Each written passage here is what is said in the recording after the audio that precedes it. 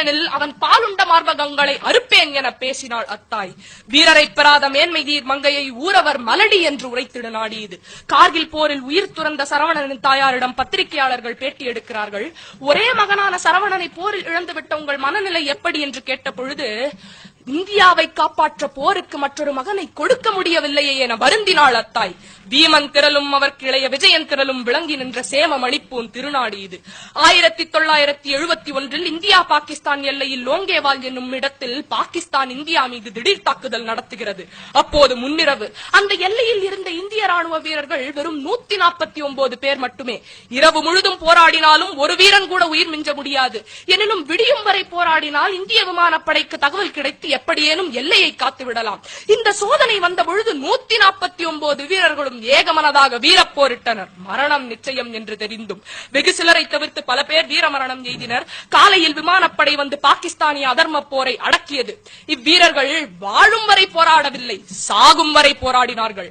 வாழ்தல் வேண்டி போராடவில்லை, வாழ்விக்க வேண்டி போராடினார்கள். காப்பியமும் புராணமும் இலக்கியமும் வீரத்தினை போற்றியது கத்திபிடித்தவர்களை கருதி மட்டுமல்ல, சத்திய வழி நடந்தாரையும் பக்தியில் சிறந்த அடியாரையும் சேர்த்துத்தான்.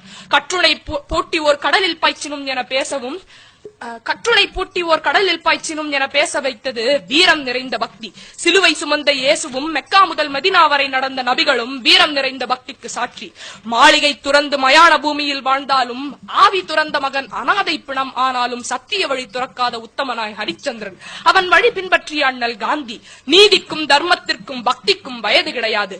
இத்தகைய பெருமை வாய்ந்த நாடு நம் நாடு. ஆனால் இன்று தெற்கே சிங்களம், மேற்கே பாகிஸ்தான், எல்லா திசைகளிலும் சீனம், உள்நாட்டில் ஊழல், தீவிரவாதம். இதற்கிடையே அச்சமின்றி குண்டு துளைக்காத அறையில் இருந்து பிரதமரின் சுதந்திர தின உரை.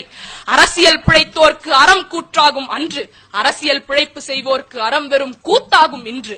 இந்த நிலை ஏன்?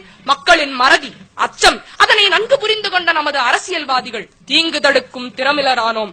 அச்சத்தால் அரணற்று போனோம். ராணுவ வீரனின் தலையை வெட்டினால் அது தெரிந்துதானே ராணுவத்தில் சேர்ந்தார்கள் எனும் மந்திரி பேச்சை மறப்போம். இந்திய எல்லைக்குள் ஊடுருவிய சீன ராணுவம் சுற்றுலா வந்தது என சோம்பி கிடப்போம். நீர்மூழ்கி கப்பல் வெடித்தது ஏன் எனும் உண்மையை மறைப்போம். நாணயத்தின் மதிப்பை, இந்திய நாணயத்தின் மதிப்பை கவலை ஏதுமின்றி குறைப்போம். தேர்தல் நேரத்தில் வாக்குறுதிகளை அள்ளி இறைப்போம். பின் சுவிஸ் வங்கியில் சுயநலமாய் பணத்தை நிறைப்போம். போதும் போதும். இந்த அரசியல்வாதிகளின் முகத்திரையை இக்கணமே கிழிப்போம். சும்மா வரவில்லை சுதந்திரம் என ஒன்று கூடி நினைப்போம். வந்தே மாதரம் எனும் மந்திரத்தை மீண்டும் ஒன்று கூடி உரைப்போம். யார் வருவீர்? தேசமே நலிவோடு தேய்ந்திட மக்களின் பாசமே பெரிதென பார்ப்பவன் செல்க. சோதரர் தம்மை துரோகிகள் அழிப்ப மாதரார் நலத்தினை மகிழ்பவன் மகிழ்க. படைமுகத்தி இறந்து பதம் பெற விரும்பா கடைபடுமாக்கள் என் கண்முன் நில்லாதீர். மக்களாய் பிறந்தோன் மடிவது திண்ணம். தாய் பிறன் கைப்பட சகிப்பவனாகி நாயன வாழ்வோன் நமரிங்குளரோ.